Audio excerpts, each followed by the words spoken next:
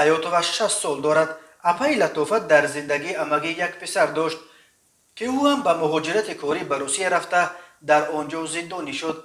اپای لطافت که اولو در دوشنبه در خانه پیرانسالان زندگی میکند و به علت درد پایهایش راه گشتن نمیتواند. برای دوباره به پا راه شدن به جراحی پایهایش احتیاج پیدا کرده است. مبلغ جراحی او را طبیبان 23,000 سومونی حساب کردند که این زن چنین مبلغ را ندارد و از مردم خیرخواه کمک میخواهد. دل بزرگ مادر را ببیند که میگوید اگر پسرم زندانی نمیشد بچه بناموس بود. خودش مرا جراحی میکرد ولی بیچاره پشت پنجره افتاده است و به کمک من رسیدن نمیتواند. آنهایی که میخواهند در این کار ثواب سهم بگیرند و به این زن احتیاجمند دست یاری خود را دراز کنند میتوانند توسط این کارت‌های بانکی خیریه خود را بفرستند. السلام علیکم مردم خیرخواه.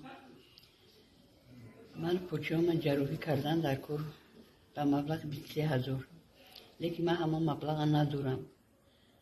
خیر اگر علاج داشته باشه این مبلغ منده جمع کنه. ای مردم خیرخواه همین طلب دارم.